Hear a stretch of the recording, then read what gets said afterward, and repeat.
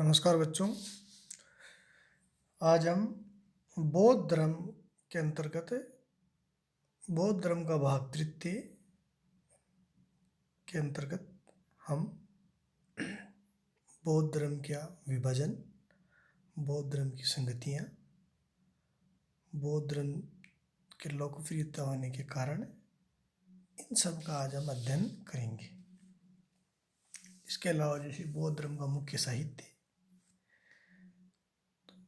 तो इससे पहले के प्रकरण में हम महात्मा बुद्ध की प्रारंभिक जीवनी,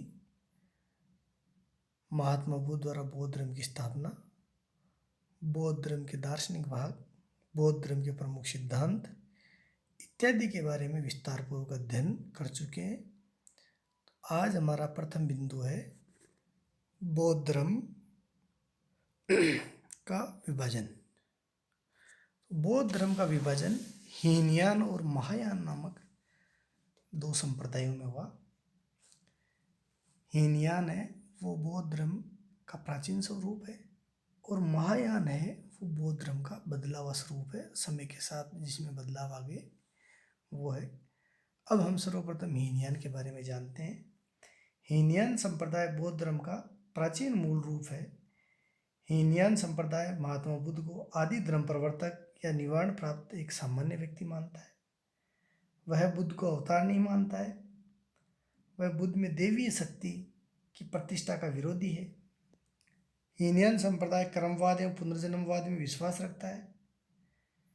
वह बुद्ध की भांति ईश्वर की सत्ता में विश्वास नहीं रखता और बुद्ध के बताए गए मार्ग के अनुसार अनुसरण करने से निवारण प्राप्त हो सकता है और निवारण प्राप्त करने के लिए यही सही मार्ग है, इस बात पे बल देता है। इस संप्रदाय का कथन है कि अपने लिए स्वयं प्रकाश बनो, अर्थात आत्मदीपो भव, अपने लिए स्वयं प्रकाश बनो। इस संप्रदाय में शुभ और अशुभ दोनों प्रकार की वासनाएं है। वे लोग केवल निवृत्ति के ऊपर ही बल देते हैं, इसलिए इस संप्रदाय को छोटी गाड़ी कहा जाता है। इससे थोड़े व्यक्ति ही सुख प्राप्त कर सकते हैं। हीनयान संप्रदाय है, यान यानी गाड़ी, हीन यानी निम्न है या छोटी गाड़ी। इसमें इनके जो भिक्षु है वो स्वयं के निवारण प्राप्त करने के ऊपर या मोक्ष प्राप्त करने के ऊपर बल देते हैं, पूरी संप्रदाय या पूरी समाज के ऊपर बल नहीं देते। अब हम देखते हैं महायान संप्रदाय। बौद्ध धर्म के जिन अनुयायियों ने इस कठिन मार्ग को सरल बनाने के लिए कुछ नवीन मान्यताएं प्रदान की और उनके ऊपर चलना शुरू कर दिया, वो महायानी कहलाए। ईस्वी सन की शुरुआत के साथ बौद्ध धर्म में हीनयान और महायान का भेद स्पष्ट रूप से आ गया। विशेषकर चतुर्थ बौद्ध संगति हुई उसमें हीनयान और महायान स्पष्ट रूप से विभाजित हो गए। महायान संप्रदाय की शाखा के विकास के लिए कई कारण उत्तरदायी है, जो उन दिनों में भक्ति प्रधान भागवत संप्रदाय की बढ़ती हुई लोकप्रियता। प्रथम शताब्दी के आसपास भागवत धर्म की लोकप्रियता निरंतर बढ़ रही थी और बौद्ध संप्रदाय या बौद्ध धर्म की लोकप्रियता घट रही थी। इसलिए बौद्ध धर्म के जो भिक्षु है उन्होंने बौद्ध धर्म में कुछ बदलाव करना प्रारंभ कर दिए ताकि लोगों का झुकाव बौद्ध धर्म के प्रति बना रहे।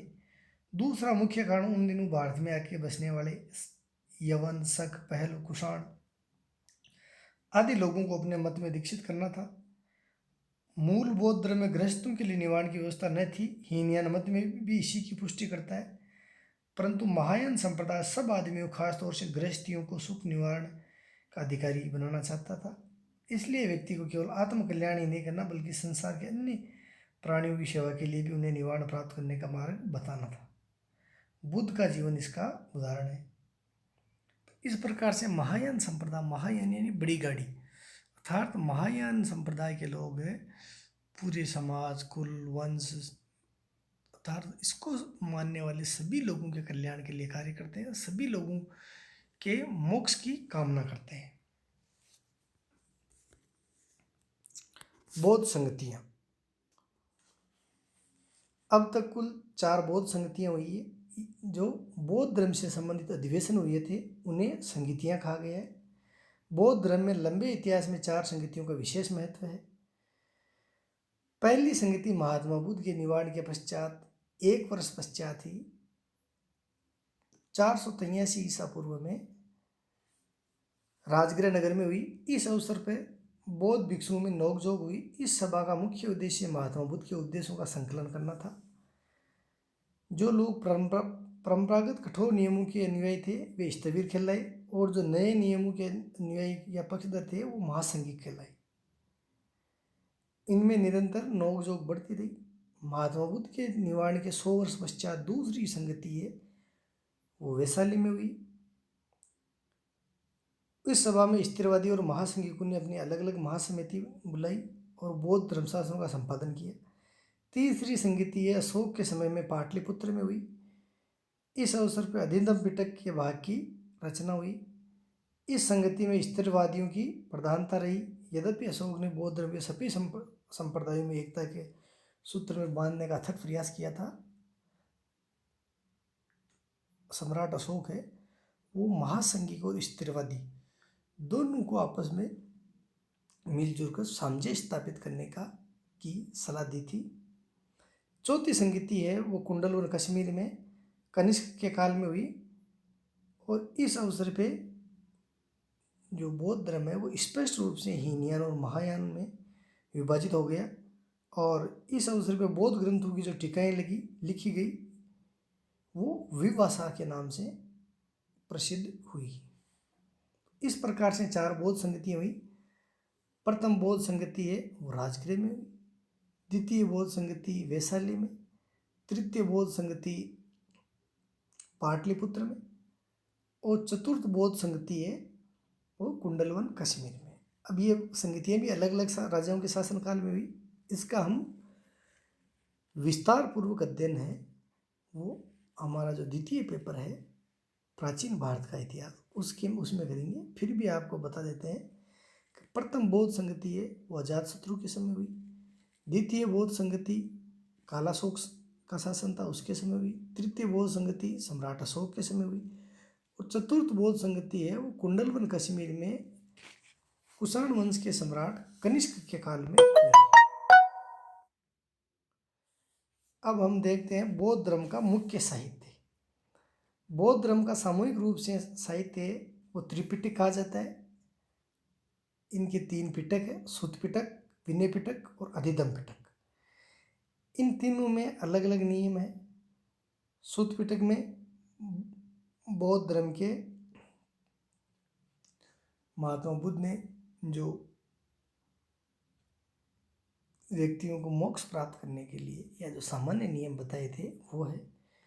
विनय पिटक में बौद्ध संघ से संबंधित नियम ही है, और अधिगम पिटक है उसमें बौद्ध धर्म की दार्शनिक या दर्शन से संबंधित बौद्ध धर्म की दार्शनिक बातें हैं उनका उल्लेख है।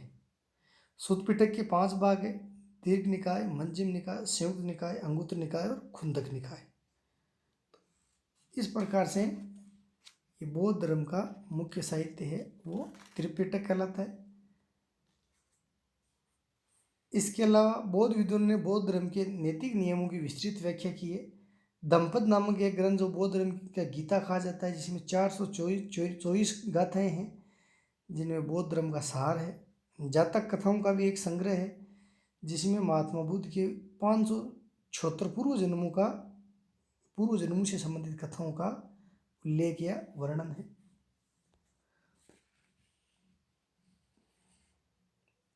अब हम तत्कालीन समय में बौद्ध धर्म की लोकप्रियता के क्या कारण थे, तो इसके अनेक कारण हैं। उनमें से हम प्रमुख कारण जानते हैं। सरल सिद्धांत। बौद्ध धर्म के सिद्धांत है वो सरल, व्यवहारिक, सुबोधग्रस्त लोगों के लिए अनुकूल थे। उनके सिद्धांत नैतिक जीवन व्यतीत करने की रीति नीति को स्पष्ट करते थे। ऐसी स्थिति में जनता का गूढ़, रहस्यवादी एवं जटिल वैदिक धर्म से हटकर इस धर्म की ओर आकर्षित होना स्वाभाविक था। अनुकूल वातावरण। बौद्ध धर्म का जब उदय हुआ उस समय भारतीय जनता में प्रचलित धर्म की रूढ़िवादिता, कर्मकांड, रहस्य, पुजारी, पुरोहितों का आचरण इत्यादि से वहाँ तत्कालीन लोग हैं वो शुभ थे, और गौतम बुद्ध ने उनकी प्रचलित व्यवस्था का खंडन कर जीवन को उन्नत बनाने के लिए सरल एवं व्यवहारिक तरीके बताए, जिनका जनता ने हृदय से स्वागत किया और बुद्ध वैदिक युग में होते हुए भी उनके विचारों को शायद ही लोकप्रियता मिल पाती। अर्थात यदि बुद्ध है वो वैदिक युग में हुए होते तो उनके विचारों को लोकप्रियता नहीं मिल पाती, लेकिन बुद्ध है वो वैदिक युग के बाद में उत्तर वैदिक युग और उत्तर वैदिक युग के बाद में जो ईसा की प्रारंभिक 5 शताब्दियाँ हैं तो वो 5वीं शताब्दी में हुए थे।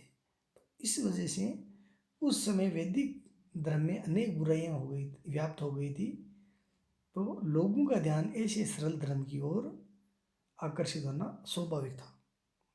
जन भाषा का प्रयोग उस समय वैदिक धर्म में संस्कृत भाषा का प्रयोग किया जाता था और तत्कालीन सामान्य लोगों की भाषाएं वो पाली थी। बौद्ध धर्म का प्रचार प्रसार है वो उपदेश है महात्मा बुद्ध के, वो तत्कालीन जन भाषा पाली में किया गया, इसलिए महात्मा बुद्ध के उपदेश है वो शीघ्र ही जनप्रिय हो गए और उनके अनुयायियों की संख्या निरंतर बढ़ती गई। समानता का भाव, जातिगत भेदभाव से ऊपर उठकर सबको समान रूप से मोक्ष का अधिकारी मानना बौद्ध धर्म की सफलता का एक मुख्य कारण था, क्योंकि वैदिक व्यवस्था से निम्न जातियों को मोक्ष की आशा नहीं थी। अन्य जातियों के निर्धन लोग भी मोक्ष का विचार नहीं करते थे। अर्थात वैदिक धर्म में जो अनेक प्रकार के यज्ञ अनुष्ठान करवाए जाते थे तो उनके माध्यम से ही ऐसा माना जाता था कि जो अनुष्ठान करता है, अनुष्ठानों का आयोजन करता है, यज्ञों का आयोजन करता है, वो ही मोक्ष का अधिकारी है। जो गरीब जन है, सामान्य जन है, निचली जाति हैं, वो मोक्ष के उत्तराधिकारी नहीं है। तो ऐसे समय में बुद्ध ने जातीय समानता एवं मानव मात्र के लिए मोक्ष का द्वार उन्मुक्त होने की घोषणा की, तो हजारों लोग उनके अनुयायी बन गए। ये भी एक प्रमुख कारण था।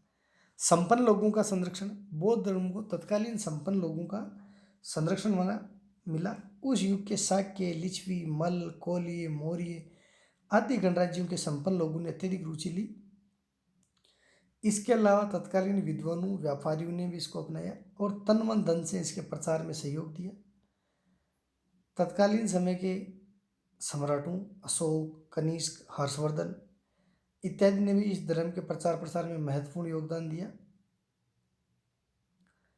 बौद्ध संघ, महात्मा बुद्ध ने बौद्ध संघ प्रणाली को जन्म दिया था। वह अपनी अनूठी प्रणाली थी। उनके संघों की जीवन प्रणाली जनतंत्रात्मक होने के साथ साथ संघीय भावना के ऊपर आधारित थी। संघों में रहने वाले भिक्षुगण एक स्थान से दूसरे स्थान पर जाके बौद्ध धर्म का प्रचार प्रसार करते और संगठित रूप से अपने त्याग, सदाचार, अध्ययनशीलता आदि उत्तम गुणों का परिचय देते। तो बौद्ध संघों के माध्यम से भी बौद्ध धर्म को लोकप्रियता हासिल हुई। प्रतिस्पर्धी धर्मों का अभाव, बौद्ध धर्म का जिस समय उदय हो रहा था, उन्नतिशील था, उस समय प्रतिस्पर्धी धर्मों में थे वैदिक धर्म और जैन धर्म। वैदिक धर्म के कर्मकांड है वो जटिल थे और जैन धर्म है वो जनसाधारण है वो नहीं अपना पाया था। जैन मत अत्यधिक व्यापक नहीं हो पाया। उसके सिद्धांतों में शारीरिक क्लेश की प्रधानता के कारण वह अत्यधिक लोकप्रिय नहीं हो पाया। तो ऐसी स्थिति में बौद्ध धर्म के प्रचारकों को बिना विरोध किए अपने धर्म प्रचार करने में सफलता मिल गई। इसके अलावा बुद्ध का व्यक्तित्व, महात्मा बुद्ध का व्यक्तित्व है वह बड़ा आकर्षक व्यक्तित्व था। उनका रोमांचकारी जीवनी ने उनके व्यक्तित्व को एक विशेष स्तर प्रदान कर दिया। राजा के पुत्र होते हुए भी सभी सुख सुविधाओं का त्याग करके स्वाभाविक रूप से उनके व्यक्तित्व को ऊंचा उठा दिया। जनता में स्वाभाविक रूप से उनके प्रति सम्मान था। उनके विरोधी नतमस्तक हो जाते थे। गौतम बुद्ध ने किसी भी धर्म का अनादर नहीं किया बल्कि तर्क के आधार पर प्रतिपक्षी धर्मों का खंडन किया। अर्थात गौतम बुद्ध किसी भी धर्म का खंडन नहीं करते थे बल्कि तर्कों के आधार पर वो विरोधियों को पराजित करते थे। तो ऐसी स्थिति में जनता का उनके प्रति श्रद्धावान होना स्वाभाविक था। इस प्रकार से बौद्ध धर्म है वो तत्कालीन समय में लोकप्रिय हुआ। धन्यवाद बच्चों, आज का प्रकरण हमारा इतना ही है। अगले प्रकरण में हम कल फिर मिलेंगे। थैंक्स।